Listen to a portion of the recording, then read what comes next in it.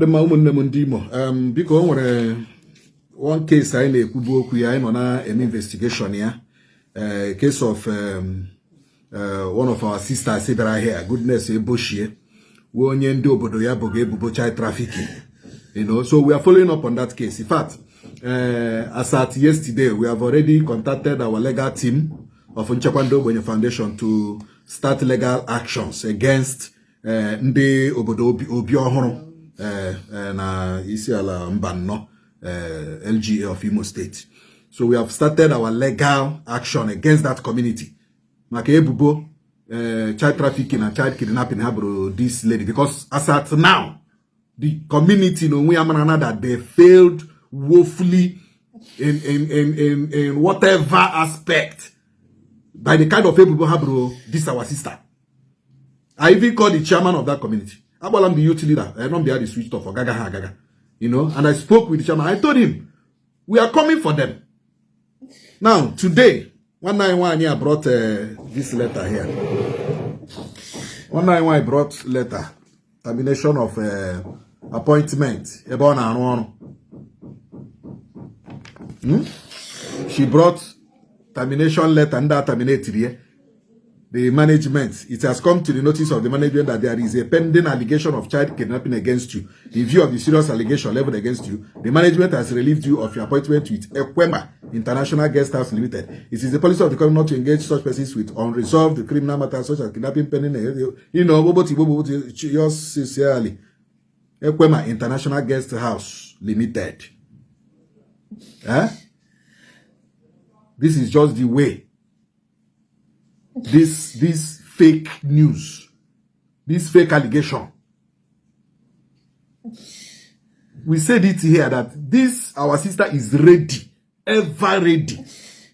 Unu shinu unu geje unu ga agba eje oshinu puta no ola agbara unu choro ikpo eje kporo nu je na agbara.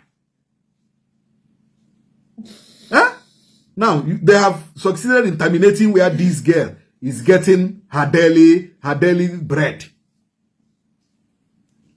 Leni etawa una atwole ya n'ọrụ ndị Obiohuru community n'Isiala Mbano. Ndị Obiohuru community n'Isiala Mbano na atwala this girl n'ọrụ now. Buru di etawa no now. Buru di etawa. We have already prepared every document for this community and the people involved. In fact, the people involved in this allegation,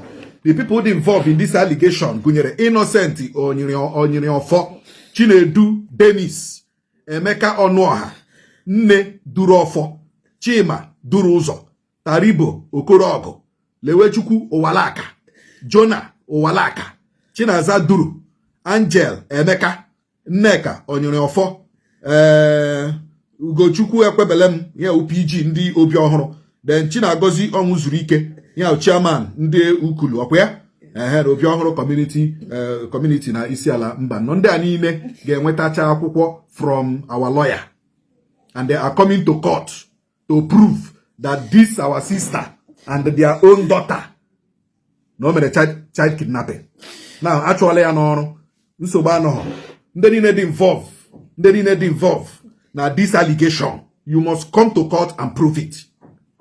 Ndị involved in this allegation, you all must come to court and prove it. Come repeat ya ọzọ. Innocent Onyiriofo, Chinedu Dennis, Emeka Onuoha, Nne Durofo, Chima Duruzo, Taribo Okorogo, Lewechukwu Owalaka, Jonah Owalaka, Chinaza Duru, Angel Emeka, Nneka Onyiriofo, Ugochukwu Ekwebelem, Chinagozi Onwuzurike. Ndị a niile, you people are getting a letter and the letters from our legal department very, very soon. Unu ga-abịa court. Bịa gwuli ikpe otu this nwanne unu nwaanyị a si wuru a kidnapper.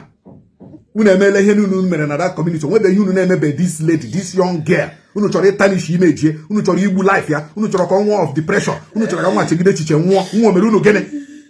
Okay, kamgbe aha ekwuchara okwu ahụ, onwebe anything tangible unu mere. Kamgbe ekwuchara ihe na social media, you people have not done anything tangible. Unu si alọta na ya lọta na o nwere ihe ọ na-alọta ha many times ka nwa alọtara unu si unu na-eje na bediga unu na-eje na agbara unu na-eje n'iyi ọfọ unu na-eje na dis unu na-eje na unu jee mara ihe unu kamgbe unu emebe onwebe not you people have not shown any seriousness because probably to you people onweghị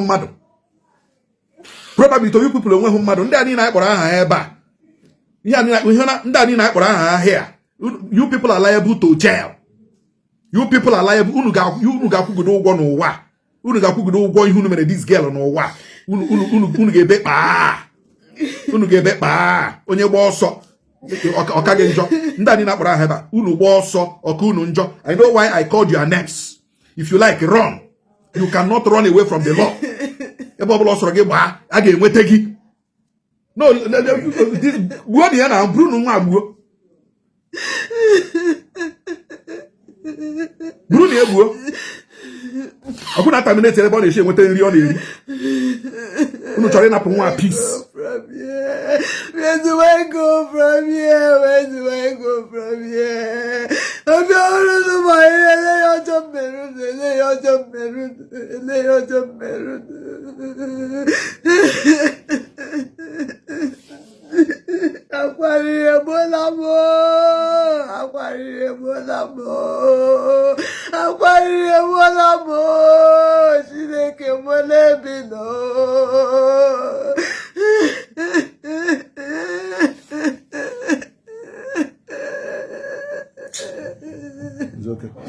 It's okay.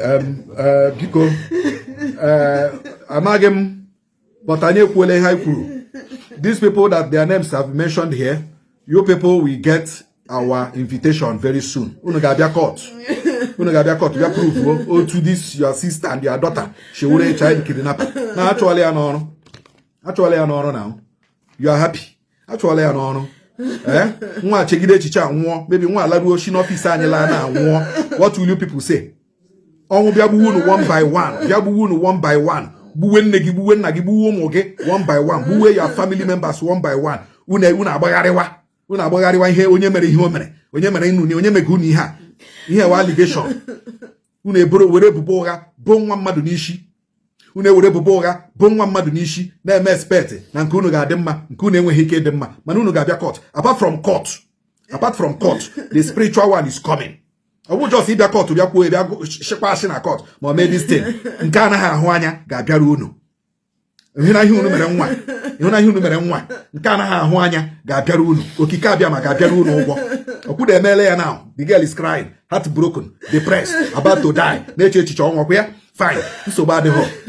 Agbacha ọsọ agụọ maya.